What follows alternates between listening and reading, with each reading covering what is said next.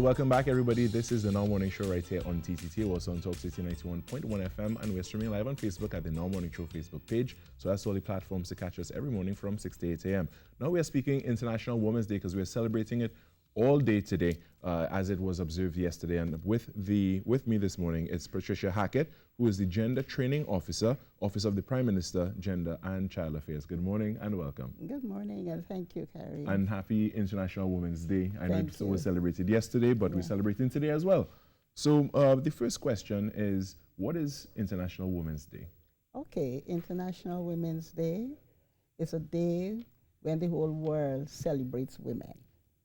Celebrate their achievements, their progress, and their development.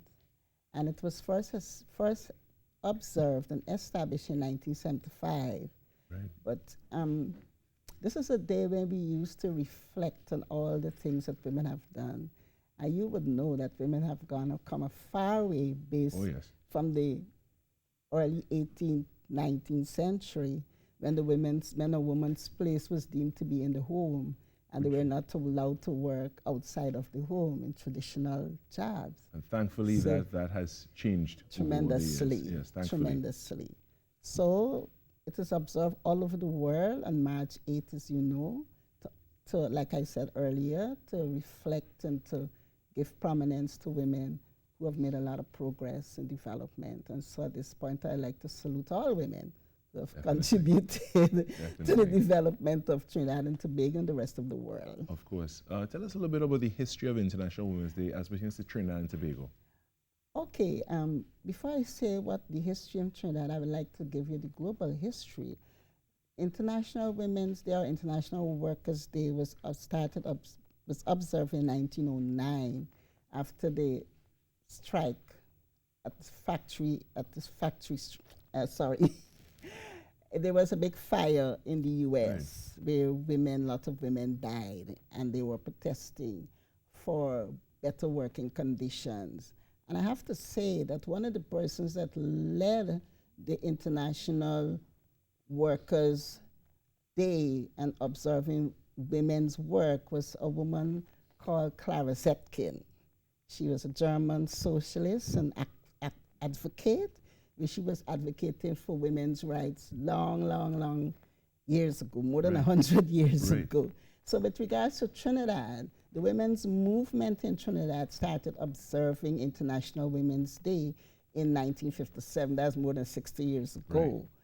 And they were celebrating it by observing all the things that women were doing, celebrating and saluting women through rallies and seminars and marches and so on. And so we have, that is a history that will stay with us in Trinidad and Tobago, because they've done a lot of work, and they've fought for women's rights like maternity leave and equal pay and all, but we still to grasp with the equal pay right across the world. That's right. It's something men and women. Yeah, that's right. It's still something that is being tackled worldwide and needs to be brought into parity. Yes. Definitely. Now, as pertains to the Office of the Prime Minister, what is the objective of the Office of the Prime Minister in regards to International Women's Day? Okay, the Office of the Prime Minister, one of our objectives is to create awareness and to highlight some of the things and some of the achievements of women as well. Right. And we have also led a number of activities to highlight the achievements of women. One such was on Saturday. We collaborated with the Institute for Gender Development Studies and the NGOs in Trinidad, where we had a march and a rally to highlight some of the challenges and highlight some of the progresses in the development of women.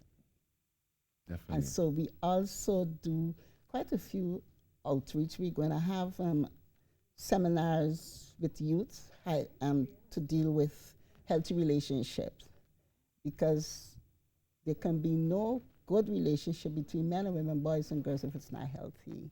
Correct. So we're doing some work in the schools. We started this project last year, and we continued this year. And this year we're using the hashtag I Am Generation Equality, because that's the theme for International Women's Day 2020. Right. How is the Office of the Prime Minister pushing that theme this year? Okay, that team is a UN team, and we work closely with UN Women as well. And we, like I said earlier, we're going to be doing activities we started, and we're going to continue to do activities generation. Like we had little Kayla just now on the program, and she was excellent. Yes, she and was. So we're working also with young women. Sorry, we're working with children, youths. We have the child development unit, which deals with children, and we have youth ambassadors in schools. So they're going to be the ones that will be pushing the new generation. The new generation, of course, yes. Yeah. Excellent. And if there were interested persons who wanted to get involved with the cause and to get involved with the activities that the Office of the Prime Minister is doing in regards to International Women's Day and beyond, how does one do so? Okay, they can write to the Permanent Secretary, they can call us, because we're already collaborating with NGOs and civil society organizations. Excellent. We're not doing this alone, we cannot do it alone. So they can write to the Permanent Secretary, Ms. Jacqueline Johnson, or the Director of Gender Affairs, Ms. Antoinette Jack Martin, and the telephone number is 622-1625. Extension 4178 or extension 4066. And they can just indicate their interest by phone call or by writing.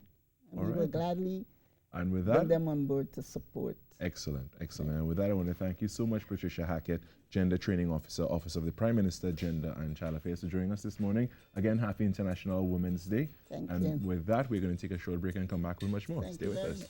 Thank you.